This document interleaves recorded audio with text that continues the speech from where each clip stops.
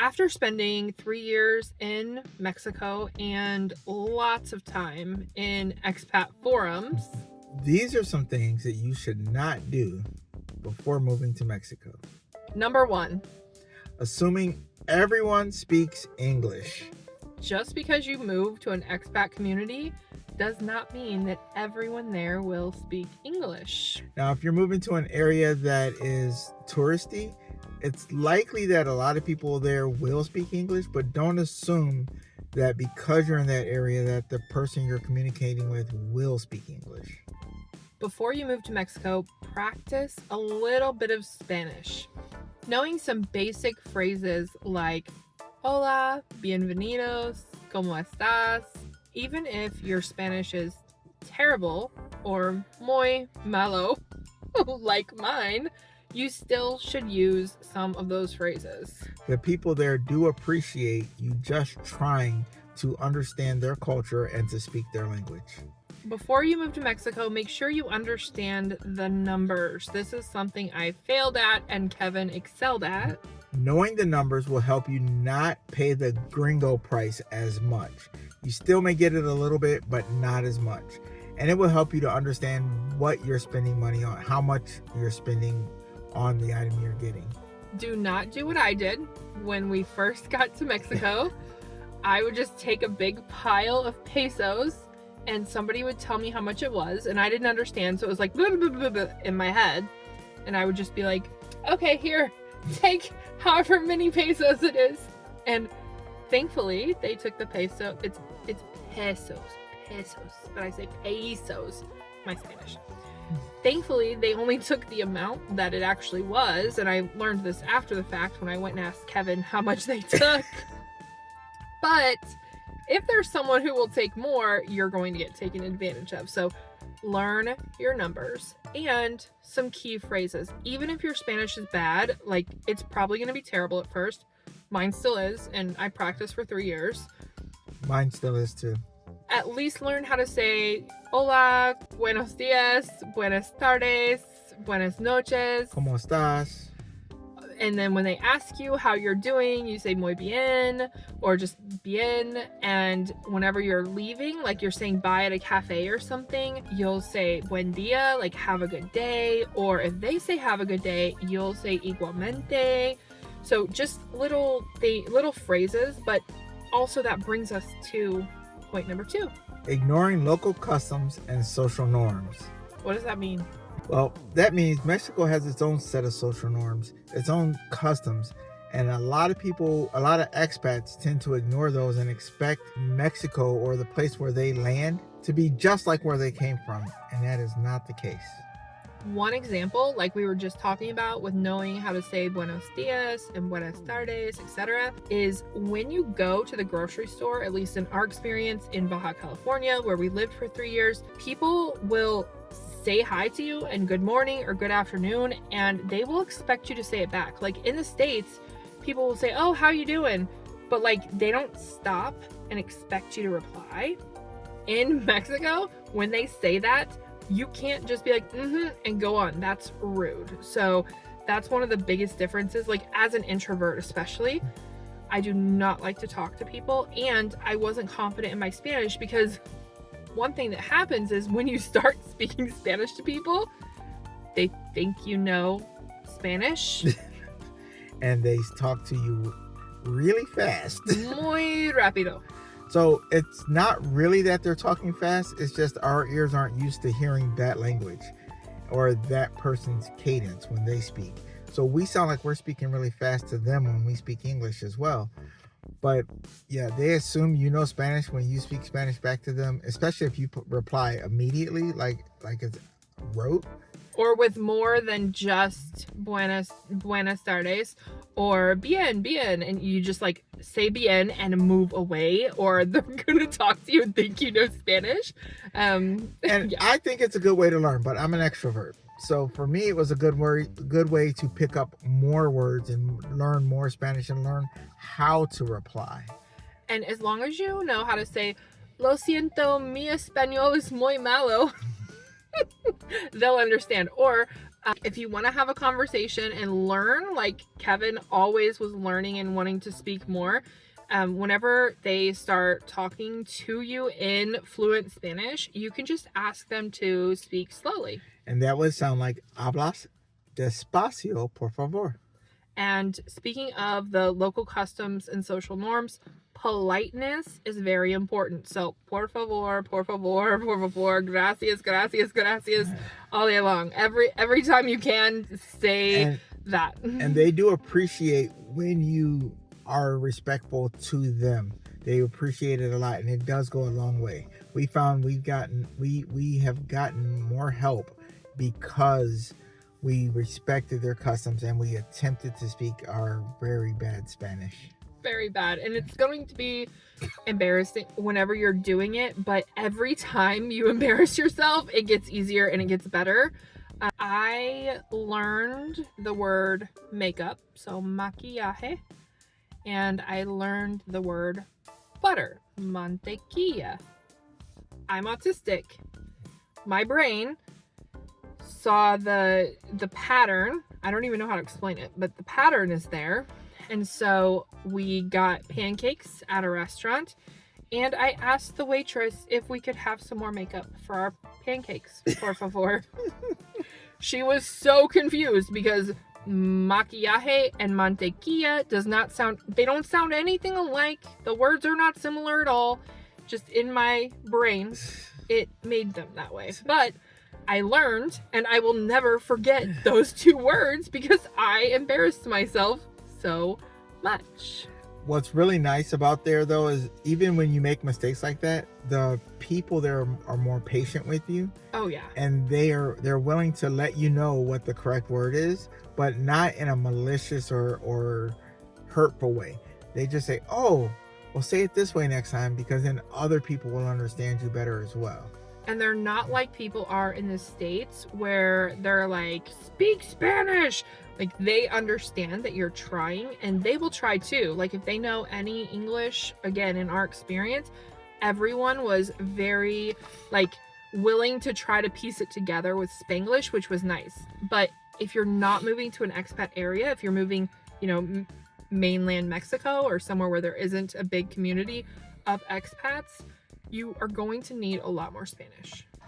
Absolutely. That brings us to number 3. The third thing that you should not do as an expat is expect the same standards in Mexico as where you're coming from. Now, this doesn't mean that Mexico is here and the United States is here and the standards are better in the United States. Let's make that very clear. Things are just different. Mexico is a whole ass country. So many people will ask us, there's a hurricane going on in Cancun. We're in Baja California. Are you guys okay? That's like Florida versus California. So, and that's like going and thinking that the US is Alabama. So you've got to realize that Mexico is its own country. So what we're speaking about is where we lived as well. It's different everywhere.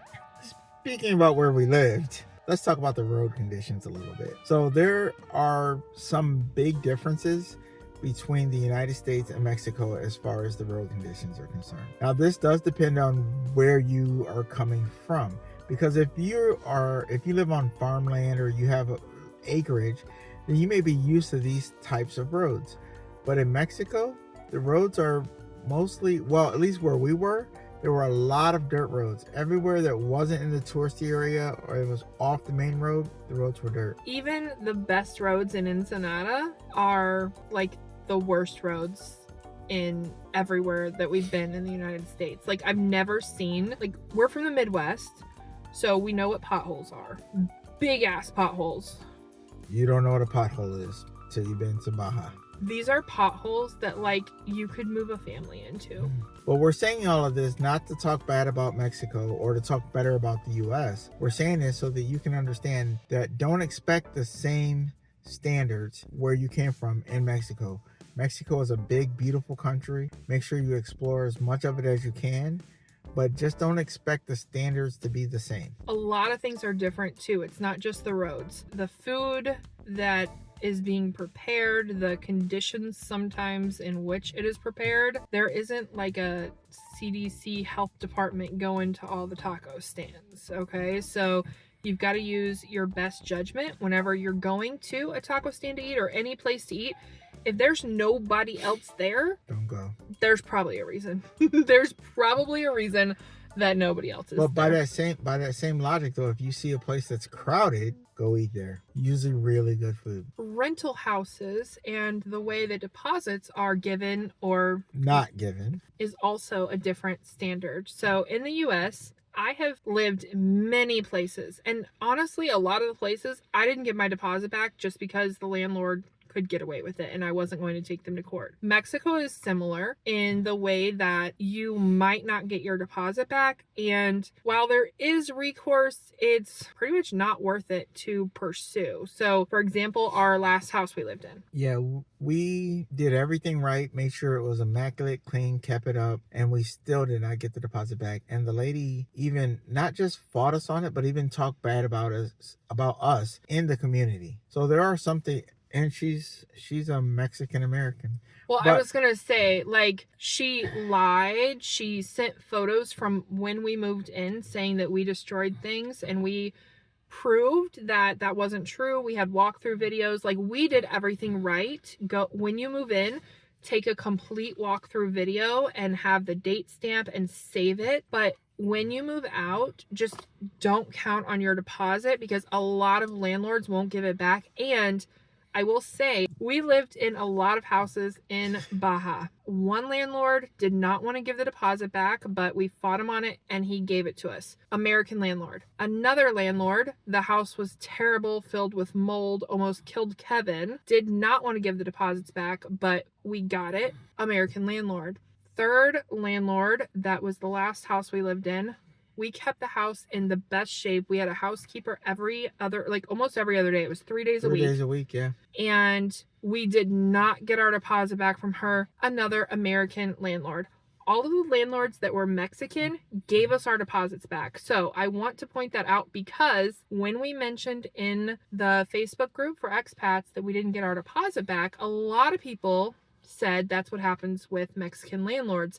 In our experience, the only time it happened was every time it happened was with an American landlord.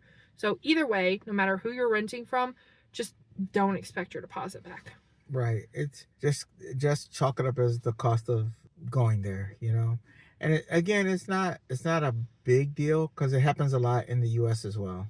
Another thing you should stop doing before you move to Mexico is having any sort of stereotypes in your head or preconceived notions about Mexico or Mexicans. Just remember, the news is skewed. So where you get your news from depends on or determines what you believe. At least that's the way it seems to me. Go and investigate the place first. Go and find out for yourself what it's like. We lived there for 3 years. We know it's not nearly as bad as what the news says it is. It's not all gun violence and gangs and cartels and all this stuff. It's just not. The people are amazing there. People in Mexico were always very helpful to us. We never felt scared or nervous. And even whenever it comes to like racism, it was a lot different, right? Racism there didn't really exist for me outside of the Americans. Other Americans who moved to the area we lived in, they were racist towards me, but Mexicans were not. I had no racist interactions with Mexicans at all for the entire 3 years that we lived there. It was amazing and it felt comfortable. It felt more like home than the US did at times. Have you ever gone 3 years or even 3 months in the US without having an interaction where someone was racist? We could make it 3 weeks. I was going to say 3 days, 3 weeks, 3 hours, 3 minutes. Like, where are we going? But we could make it 3 weeks. Like, I haven't gone 3 weeks in the US without having a racist interaction. And it doesn't matter where I've lived in all across the US, quite a few different states.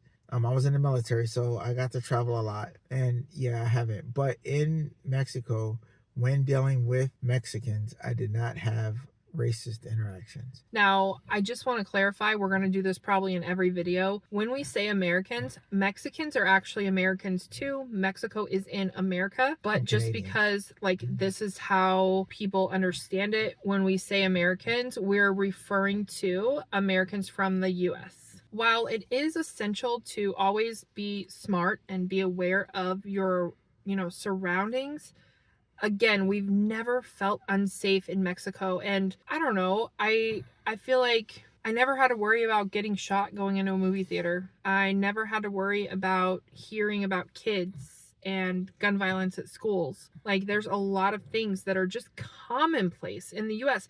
At the mall, I didn't have to be scared. We sent the kids to the mall and we didn't have to worry. But here in the States, when Sapphire goes to the mall, when Sapphire goes anywhere, we are worried just because of the type of violence that is commonplace here. It doesn't make sense that the news portrays Mexico as such a dangerous place when, yes, bad things happen everywhere, every day, but where we lived especially, there's no way that it was more dangerous than where we've lived in Cleveland, in St. Louis, in, anywhere that we've lived in the US. So don't let the news or your friends and family who have never been to Mexico and are scared of it brainwash you and stop you from living your best life in Mexico. Right, absolutely. Don't let them stop you. Spending dollars and avoiding pesos is something that Americans tend to do when they go to Mexico. And you really shouldn't. You shouldn't be afraid to exchange your money. One of the biggest things that I found, one of the biggest perks that I found was that when I had pesos, I actually got charged less. Even if I got the gringo price, it was less than if I had paid American dollars for it. When I got change, the change was a little bit different as well, because even if you spend American dollars, your change will be in pesos. A lot of Americans have lived in Mexico for years, sometimes decades, and still insist on using dollars. That's absolutely wild to me. Can you imagine if someone came here from Mexico and tried to pay at McDonald's in pesos? Yeah, it doesn't happen here, so why take it over there? It goes back to something we said before, and don't expect the same thing here as you do there. Try to understand the culture, get to learn the culture, and embrace learning a new culture. Be curious about it. They really want you to be curious and to learn and to enjoy their culture. So you might as well, even something as small as spending the peso, so that they don't have to spend the extra time to go and convert it so that they can use it. Stop thinking everything is cultural appropriation. It doesn't really exist outside the US. When you go to Mexico, at least the area we lived in, they want you to partake in their culture. They want you to join the festivities. They want you to become like them and enjoy your life. And the only way to do that is to get rid of those thoughts, get rid of your negative thoughts, get rid of everything that you learned about Mexico in the US. Go to Mexico and then learn about the country. A lot of times when we talk about cultural appropriation in the US, it goes really far. Cultural appropriation does exist, like we get that, but when you move to a country, you should embrace that culture. If not, you're always going to be an outsider, you're always going to be the foreigner, and well, if you look like me, you will always be the gringa, but at least you can show the local people that you're interested in becoming a part of the community. If not, you're just separating yourself from the community. We had the same experience in India. They wanted us to participate in their cultural traditions and to learn about the things that they love to do in their culture. Yeah, get out of the US and then learn about other cultures, and you'll see that the people there, at least in our experience, the people in those cultures, in those countries, they want you to learn about their culture. Just be respectful and don't be trying to appropriate it like you're gonna go and steal their culture and sell it and profit off of it. Right. But if you're going in with a true, genuine heart to want to learn and connect, then that's all you can do. So get the cultural appropriation issues out of your head, because if you don't, it's actually going to hold you back. You're not going to be able to meet friends as well and become family with some of the locals because you're too busy separating yourself. Right. Stop thinking that Mexico is just a small little speck on the map. It's a fairly large country, and there's a lot of it that you can explore. It's not just beaches or touristy areas. Look at Mexico City. Big, booming town, lots of pyramids, but no beach. Do some research, look at the country, decide where you want to go, and just enjoy everything that Mexico has to offer. Mexico has 31 states. It has almost every type of terrain, from mountains to rainforest to beach. Like, they've got it all. It's not just one type of client. It spans almost the entire width of the United States. So if you think about traveling across the United States, you're going to experience a lot of different landscapes and different weather. So make sure you, like we said earlier, take your time, enjoy what Mexico has to offer. No matter what climate you're looking for, Mexico is sure to have it. Stop comparing everything to the US. It doesn't have to be the same. Just because that's all you know doesn't mean that's how it is everywhere around the world. So stop comparing it. The food's not the same. That's why we travel, to experience some different food. The money's not the same. That's why we travel, so we can go see what their money looks like. What did they do different than how we do it? So stop making that comparison and just get out there and enjoy yourself. And last but certainly not least, don't be afraid of the street dogs. Now, there are exceptions. Some of the street dogs aren't super nice, so we're not telling you to go up and give them hugs and kisses, even though you might want to. But they're not all mean. Most of them actually are really nice and just hungry, looking for food.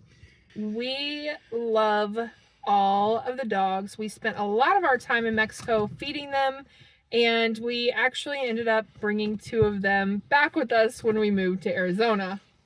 Including Daisy. Last but certainly not least, don't be super afraid of all of the street dogs. Most of them are friendly and just hungry and looking for food. But that doesn't mean that you need to go up and give them hugs and kisses. A lot of them do have diseases.